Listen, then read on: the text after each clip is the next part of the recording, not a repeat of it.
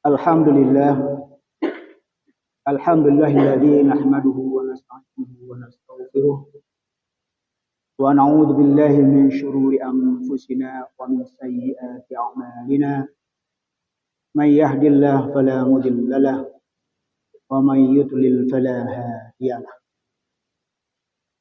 Asyhadu an la ilaha illallah wahdahu la syarika lah wa asyhadu anna Muhammadan 'abduhu wa rasuluhu la nabiyya ba'd. Allahumma salli wa sallim ala sayyidina wa habibina wa maulana Muhammad sallallahu alaihi wasallam wa ala alihi wa sahbihi ajma'in. Fa ya ibadallah, usikum wa iyaya bitaqwallah faqad fazal muttaqun. Ma'asyiral mustami'in al-kiram, fasma'u qaulallahi ta'ala fil Qur'anil Karim. A'udzu billahi minasyaitonir rajim. Bismillahirrahmanirrahim. Ya ayyuhalladzina amanu kutiba 'alaikumus syiyam kama kutiba 'alal ladzina min qablikum la'allakum tattaqun. Shadaqallahul azim. Bapak-bapak, saudara, kaum muslimin sidang jamaah Jumat rahimakumullah. Kembali kita tidak bosan-bosannya memanjatkan puji dan syukur kehadiran Allah Subhanahu wa taala. Yang faktanya juga Allah tidak bosan-bosan melimpahkan rahmat dan karunia-Nya kepada kita semua. Setidak-tidaknya rahmat Allah itu kita senantiasa istiqamah melaksanakan perintah-Nya, menjauhi larangan-Nya. Dorongan keislaman dan keimanan yang ada pada diri kita tentunya, sehingga terwujudnya yang dimaksudkan itu. Selanjutnya salawat dan salam untuk junjungan kita Nabi besar Muhammad sallallahu alaihi wasallam, pada figur yang tak ada duanya untuk kita coba teladani. Karena upaya syafaat yang dijanjikanlah oleh Rasulullah sallallahu alaihi wasallam untuk umatnya, insyaallah kita bisa ternaungi insyaallah yaumul mahsyar. Bapak-bapak, saudara hadirin sekalian, lebih kurang 10 hari lagi, insyaallah kita akan memasuki bulan Ramadan. Ada yang telah menetapkan tanggal 1 Maret terhitung sebagai 1 Ramadan dengan pemakaian pendekatan dalil ahlul hisabnya.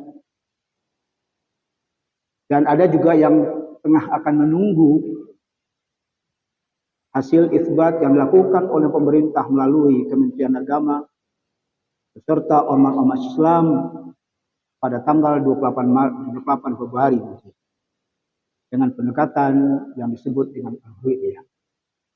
Umat Islam sudah semakin cerdas untuk menentukan sikap di antara kemungkinan dua hal itu. Yang tidak cerdas itu sebetulnya adalah kalau dia menentukan pilihannya berdasarkan kapan dimulainya 1 Ramadan itu di Jazirah Arab. Karena itu tidak ada dalilnya. Al-amal bidunil dalil, dalam riwayat itu disebutkan dengan mardud.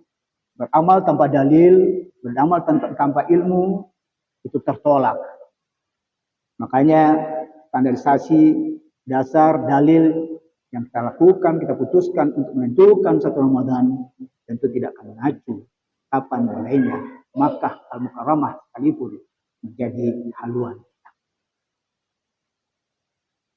Bulan Ramadan, bulan yang sangat dirindukan tentunya oleh hamba-hamba Allah yang menempatkan dirinya beriman. Dia sering berdoa, Allahumma barik lana fi Rajab wa Sya'ban wa balighna Ramadan. Walaupun ada yang mengatakan hadis ini adalah dhaif, tapi setidak-tidaknya hadis yang sering disampaikan, sebetulnya doa yang sering disampaikan oleh para mubalik, minimal ini menjadi dorongan, motivasi. Karena memang kita menghendaki bulan-bulan yang kita lalui itu penuh dengan berkah. Termasuk di dalam hal ini sebetulnya adalah Rajab. Kita berdoa kepada Allah agar sampaikan juga lah kita di bulan Ramadan. Iyalah. Karena suasana bulan Ramadan Allah dan Rasul telah menempatkannya bulan yang jauh berbeda dibandingkan bulan-bulan yang lain. Bulan Ramadan atau Syahrul Ramadan disebut juga dengan berbagai julukan-julukan yang banyak sekali. Baik berdasarkan dalil-dalil maupun sebetulnya pengambil hikmah dari aktivitas yang ada pada bulan Ramadan. Sehingga banyaklah julukan yang dimaksudkan. Di antaranya itu hadirin sekalian, Syahrul Ramadan itu disebut dengan Syahrul Quran. Karena memang pada bulan Ramadan dinyatakan oleh Allah turunnya Al-Quran. Syahrul Ramadan unzila fihi Al-Quran. Syahrul Ramadan juga disebut dengan Syahrul Lailatul Qadar. Karena pada bulan Ramadan lah, tidak ada pada bulan-bulan yang lain, ada malam, satu malam yang disebut Lailatul Qadar, itu ditempatkan oleh Allah lebih baik dibandingkan seribu. Khairun min alfi syahr. Lebih baik dibandingkan 1000 bulan. Syahrul Ramadan juga disebut dengan Syahrul Dzikr. Karena memang nyatakan oleh hadis Rasulullah SAW bahwa berzikir dalam bulan Ramadan itu pahalanya melebihi dari bersedekah dengan emas dan perak. Malah lebih lagi sebetulnya dibandingkan pahalanya jihad. Nyatakan Abdul Dzikri annahu la ilaha illallah. Bahwa zikir yang utama itu adalah mengungkapkan, menyebut la ilaha illallah. Dan sangat populer juga hadirin sekalian, Syahrul Ramadan itu juga disebut dengan Syahrul Rahmah, Syahrul Maghfirah, wa Syahrul Barakah. Ini satu ungkapan yang menyatu sebetulnya sulit dilepaskan dari tiga hal ini, rahmah, maghfirah, wa barakah. Karena memang tidak bisa dimungkiri berbagai pernyataan Al-Quran dan hadis Nabi Muhammad SAW bagaimana disebut dengan rahmah, karena curahan-curahan pahala yang sedemikian rupa diungkapkan di dalam nas-nas tersebut. Ada hadis yang menyatakan bahwa satu kebaikan yang dilakukan pada bulan Ramadan itu nilainya 10 sampai 700 kali lipat. Ada hadis Nabi yang lain menyatakan bahwa sekiranya kamu melaksanakan satu ibadah sunnah di bulan Ramadan, itu bandingan pahalanya itu sama dengan 10 pahala melaksanakan ibadah wajib di luar Ramadan. Melaksanakan ibadah wajib di bulan Ramadan itu sama nilainya dengan 70 kali amaliyah wajib di luar Ramadan. Subhanallah. Luar biasa. Makanya dalam hal ini banyak hal yang bisa mendorong kita untuk mencoba beraktivitas beramaliyah selama bulan Ramadan tersebut. Bahkan membaca Al-Quran sekalipun. Ini satu yang sangat sederhana, tapi jarang atau sulit. Banyak orang juga sulit melaksanakan. Bagaimana Rasulullah mengatakan, qala Rasulullah sallallahu alaihi wasallam, "Man qara'a harfan min kitabillah falahul hasanah, wal hasanu asyru min bi asyri amsalihha." Apa kata Rasulullah? Barang siapa yang membaca Al-Quran satu huruf saja antara ayat-ayat yang ada dalam Al-Quran, itu akan dia dapat pahala, akan dapat kebaikan, yang kebaikan itu setara dengan 10 kebaikan yang lainnya. La aqul, kata Rasulullah, aku tidak mengatakan sebetulnya alif lam mim harfun. Aku tidak mengatakan sebetulnya alif lam mim itu adalah satu huruf. Walakin alifun harfun, wa lamun harfun, wa mimun harfun. Melainkan alif itu adalah satu huruf. Lam itu satu huruf. Mim itu satu huruf.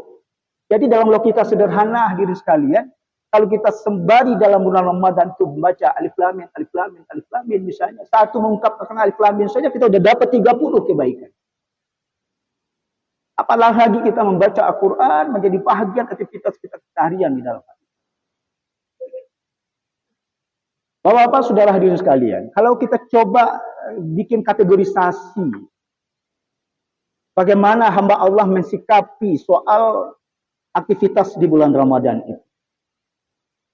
Setidak-tidaknya menurut hemat saya ada 4. Pertama, kategorisasi orang yang tidak meyakini akan kewajiban atau wajibnya berpuasa di bulan Ramadan. Walaupun sedikit, ada. Kalau orang seperti ini tentunya kategorisasi ini adalah tergolong kepada orang yang kafir. Kenapa? Karena dia tidak mengimani ayat-ayat Allah, perintah Allah yang kategorinya jelas-jelas. Allah mewajibkannya. Bukankah juga bahagian dari orang pemenuhan kesempurnaan keislaman seseorang itu memang puasa di antara rukun Islam yang ada? Itu kategori pertama. Kategori kedua, orang yang meyakini wajibnya bulan Ramadan, puasa di bulan Ramadan, tapi dia tidak melaksanakan puasa. Atau melaksanakan sekali-sekali lah. Ini tidak sedikit hadirin sekalian. Makanya banyak sebetulnya juga mereka-mereka itu beraktivitas bagaikan biasa saja. Ya paling kalau dia mengkonsumsi sesuatu, dia menyurup-nyurup saja. Tersembunyi. Orang seperti ini tentu dikategorikan sebagai fasik. Fasik itu pengertiannya secara bahasa itu adalah orang yang keluar dari ruang lingkup. Dan memang maksudkan fasik itu adalah orang yang keluar dari perintah Allah. Dia tidak ikuti perintah Allah, dia tidak hindari larangan Allah, itu orang yang fasik. Orang yang fasik itu tidak akan diampuni oleh Allah Subhanahu wa taala kecuali dia tobat menjelang meninggalnya.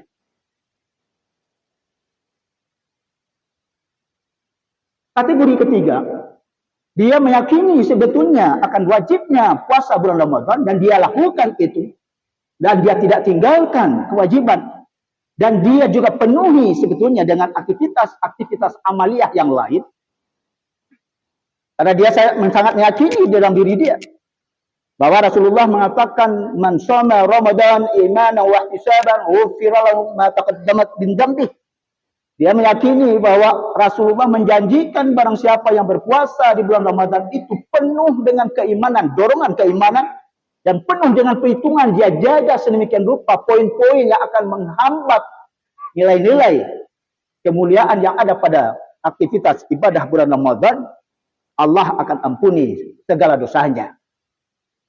Maka jadilah dia akan terus melakukan cara yang begitu. Orang yang kategori seperti ini baru levelisasinya keimanan. Tetapi kalau kita coba telusuri hadirin sekalian, kenapa Allah ungkapkan pertamanya ya ayyuhalladzina amanu, diperintahkan itu adalah untuk orang yang beriman. Bahasa terakhir itu la'allakum tattaqun. Bahasa la'allakum itu pengharapan, mudah-mudahan. Artinya apa hadirin sekalian?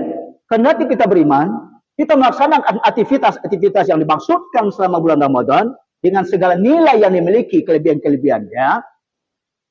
Tetapi belum ada jaminan bahwa kategori orang begini adalah takwa. Kalau kita coba telusuri lebih jauh hadirin sekalian. Ketakwaan membuat satu aktivitas yang biasa dia lakukan.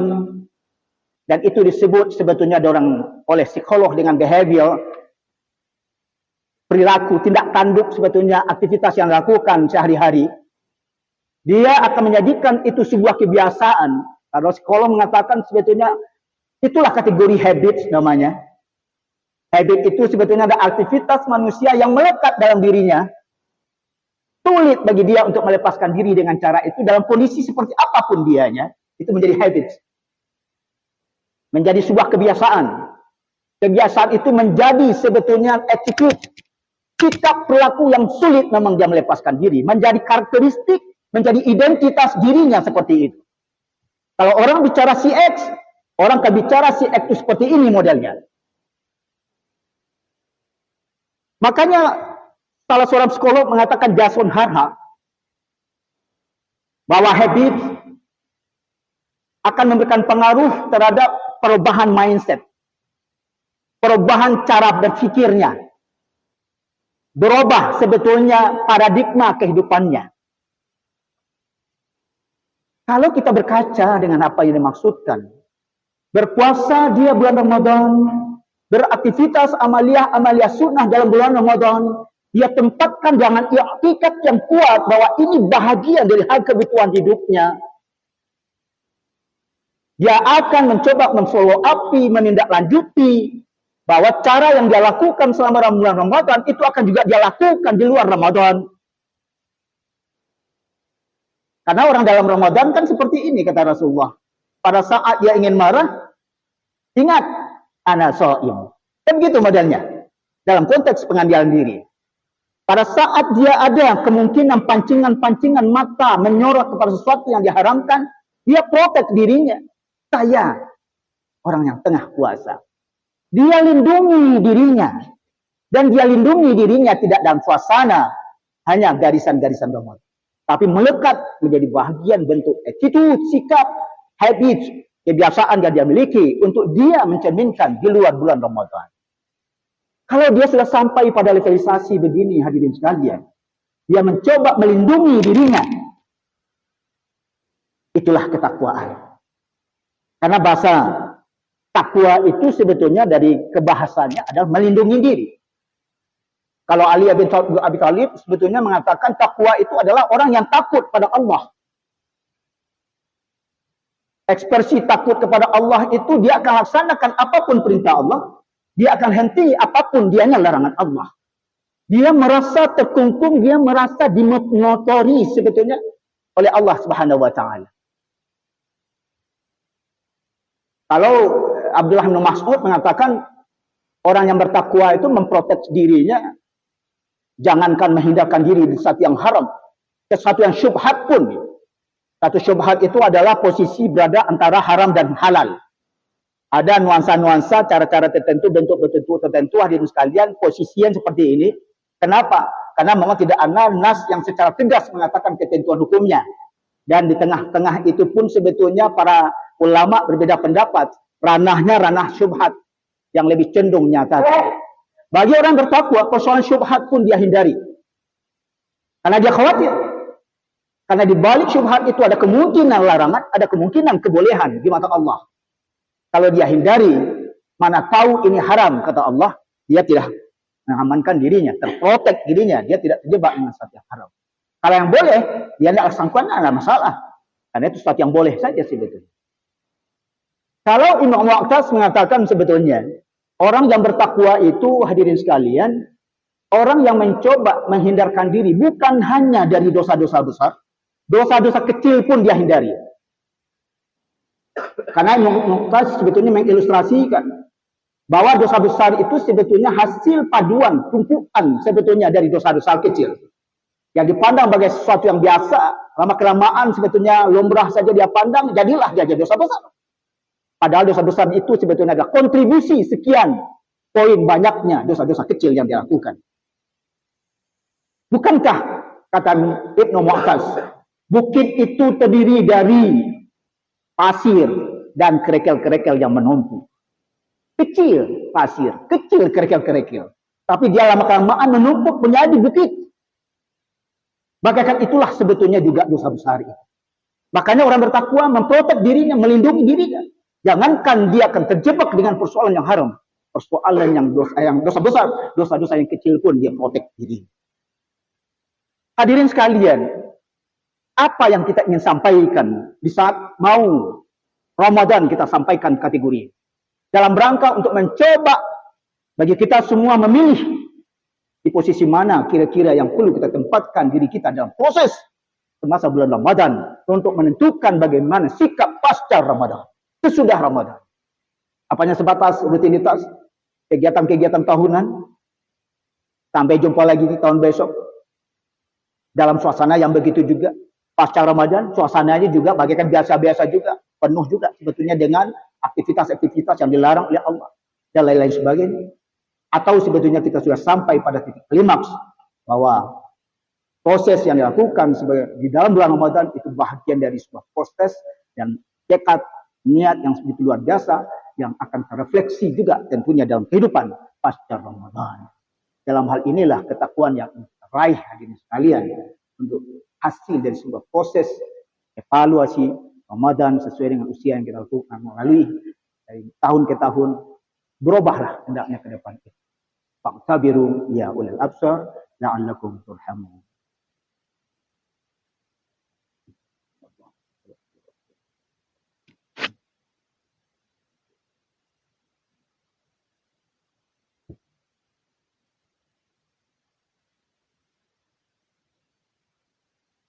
Alhamdulillah, alhamdulillahilladzi arsala rasulahu bil huda wa dinil haqq liyuzhirahu 'alad dini kullih wa kafa billahi syahid. Asyhadu an la ilaha illallah wahdahu la syarika lah wa asyhadu anna Muhammadan abduhu wa rasuluhu la nabiyya ba'dahu. Allahumma shalli wa sallim ala nabiyyina sayyidina Muhammad sallallahu alaihi wasallam wa alihi wa sahbihi ajma'in. Qala Allah ta'ala fil Qur'anil Karim wa billahi minasyaitonir rajim. Wal 'asr innal insana lafi khusr illa alladziina aamanu wa 'amilus shalihaati wa tawassaw bil haqqi wa tawassaw bis sabr. Momen yang sangat tepat kita mencoba merenungi sumpah Allah dengan waktu. Saya mencoba melihat sebetulnya kehidupan ini bagaikan dalam dunia bisnis. Dalam dunia bisnis orientasinya itu adalah profit, keuntungan. Sehingga berupayalah orang semaksimal mungkin untuk berinvestasi mendapatkan keuntungan. Dulu memang ada slogan konsep berbisnis itu bagaimana sekecil dan sedikit mungkin modal untuk mendapatkan keuntungan yang sebesar-besarnya. Ternyata dalam teori dan fakta hari ini tidak seperti itu. Semakin banyak modal yang dia curahkan, semakin banyaklah keuntungan pendapatan. Dalam analogi yang seperti ini, goal kehidupan itu sebetulnya adalah akhirat. Karena memang Allah nyatakan, walad darul akhirah khairul lil ladzina yattaqun. Bahwa kampung akhirat itu memang lebih baik sebetulnya dibandingkan kehidupan di dunia bagi orang-orang yang bertakwa. Tentu goal kehidupannya jelas untuk akhirat. Sejauh mana dia akan dapatkan profit di akhirat nantinya. Seberapa besar sebetulnya investasi yang dilakukan selama hidup di dunia ini. Waktu bagian dari faktor produksi. Dari waktulah sebetulnya semaksimal mungkin dia akan manfaatkan, dia akan bisa mendatangkan keuntungan sebesar-besarnya akibat dari optimalisasi yang semampu. Kalau waktu itu kita manfaatkan di dalam konteks kepentingan investasi di akhirat, waktu akan seperti apakah kita manfaatkan? Apakah memang kita akan terjebak dengan persoalan wa mal hayatud dunya illa la'ibun wa lahu? Yang Allah nyatakan kehidupan dunia itu penuh dengan senda gurau, kamu frase dan lain-lain sebagainya dalam konotasi yang sebetulnya semuanya nisbi. Kalau akhirat itu khair, berarti dunia itu pada hakikatnya ghairu khair. Tapi dunia untuk maju ke akhirat baru dunianya khair, baik. Dalam hal inilah perlu ada hitungan-hitungan yang lebih matang hadirin sekalian. Waktu-waktu yang dilalui itu kita timbang-timbang, kita muhasabahkan mana porsi yang lebih banyak peruntukan untuk orientasinya akhirat apa dunia semata. Apalagi dengan usia-usia sudah mulai beranjak senja. Innallaha wa malaikatahu yusholluna 'alan nabiyyi amanu sallu 'alaihi wa Allahumma shalli ala sayyidina Muhammad wa ala Muhammad kama shallaita ala Ibrahim wa barik ala Muhammad wa ala Muhammad kama barakta ala Ibrahim wa ala Ibrahim fil alamin innaka Hamidum Majid. Allahumma ighfir lil muslimin wal muslimat wal mu'minin wal mu'minat al ahya'i minhum wal amwat innaka samiun qarib mujibud da'wati qadir hajat. Rabbana ighfir lana dhunubana wa kaffir 'anna sayyi'atina wa tawaffana. Rabbana la tuzigh qulubana هديتنا وأعطنا من لدنك رحمة إنك أنت الوهاب. ربنا ظلمنا أنفسنا وإن لم تغفر لنا وترحمنا لنكونن من الخاسرين. ربنا إننا نسألك السلامة في الدين والعافية في الجسد والزيادة في الطاعة وبركة في الرزق وتوبة قبل الموت بعد الموت. ربنا هب لنا من أزواجنا وذرياتنا قرة أعين واجعلنا إماما. ربنا تقبل منا انك انت تب علي رحيم. ربنا اتنا في الدنيا حسنه وفي الاخره حسنه وقنا عذاب النار. عن سكت ما يصفون والسلام